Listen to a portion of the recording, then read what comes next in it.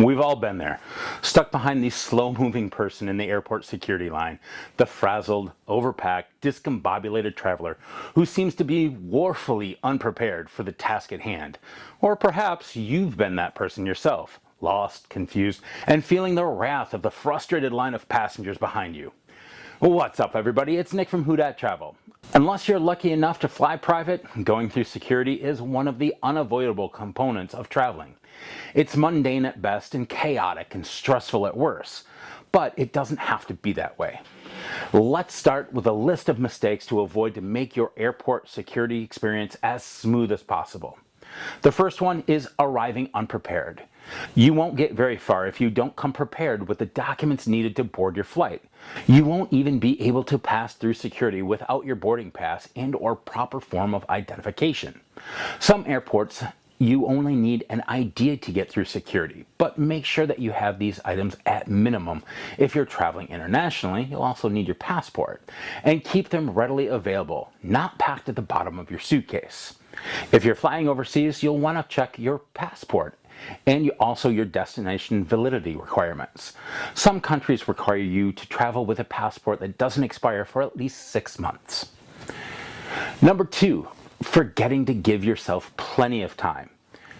There's nothing worse than trying to elbow your way to the front of the security line because the wait is longer than expected and you didn't leave enough wiggle room. Instead, arrive earlier than you think you need to, at least 2 hours before your flight departs, 3 if you're traveling internationally, and avoid that frantic rush. The third, not investing in TSA PreCheck. Let me tell you, if you fly more than once or twice a year, it really is more than worth the investment. Really, PreCheck breaks down to about $15 a year. For the time savings, it is more than worth it. Better yet, apply for global entry because TSA PreCheck is included with the program and it's only $15 more in total. If you're wondering how much time you're going to save, in August of 2021, 96% of all TSA PreCheck travelers waited less than 5 minutes to be screened.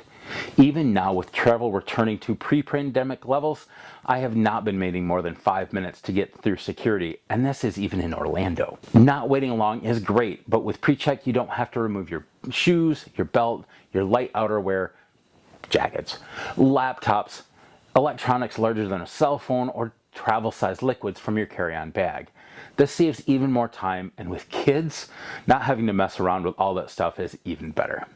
Speaking of kids, another benefit of the program is that children 12 and under are permitted to use the TSA PreCheck line when traveling with an eligible parent or guardian with the same itinerary. All right, moving on. Number 4. Not packing strategically. One of the worst mistakes you can make when going through security is putting the items that you'll need quickly in places that are not readily accessible. Keep your boarding pass, ID, passport, and the phone in the pocket or top pocket of your bag so you can easily grab them when needed. Remember, unless you have a PreCheck, you will need to get some items out of your bag to go through security. So pack these things that you need to get to your computer, your phone, your tablet, all of these other devices, and pack your liquids together in one easy-to-remove bag. The 3-1-1 rule.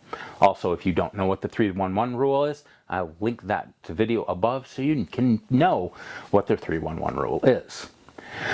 The 5th one is dressing uncomfortably. Now, if you don't have TSA PreCheck, expect to remove your outerwear, shoes, and belt when you're going through security. And even if you do have TSA PreCheck, remember that you're traveling internationally, there is no PreCheck overseas. So you'll have to go through the typical security check on your way home. Now, wear shoes that are easy to take off, especially if you're traveling with children. Avoid strappy sandals and laces. It really does help and move you through the security line just a little bit faster. The 6th one is packing prohibited items. Now, this might be an obvious one, but there are an alarming number of travelers that pack things that are just not allowed in their luggage, often unknowingly. Hey, I've done it. I actually had a dive knife in one of my bags. I'm a scuba diver. And did you realize that peanut butter is considered a liquid? Nope, neither did I. Packing prohibited items not only slows down the screening process for everyone, but it could also land you in some pretty serious trouble. Only bring items that you know are permitted in your carry-on luggage and pack your bag properly to avoid any undue hassle. which leads us to number 7, not interacting with TSA before departing. If you need to find out if a certain item is prohibited in your carry-on, checked bag, either or neither, all you have to do is check with TSA.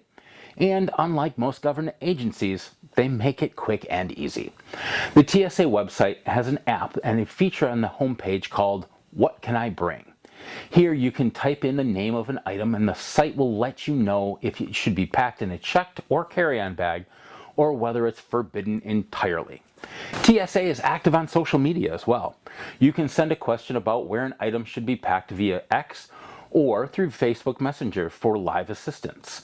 This service is available from 8 a.m. to 6 p.m. Eastern Standard Time, 7 days a week, and even including holidays. So, there you have it. 7 tips to get through security quickly and easily. Even being an experienced traveler, there is still that anxiety of getting through quickly. But being prepared will certainly help. I hope that this video helped you out. If it did, please hit the like button. It does help spread my video out to more people so they can get helped as well.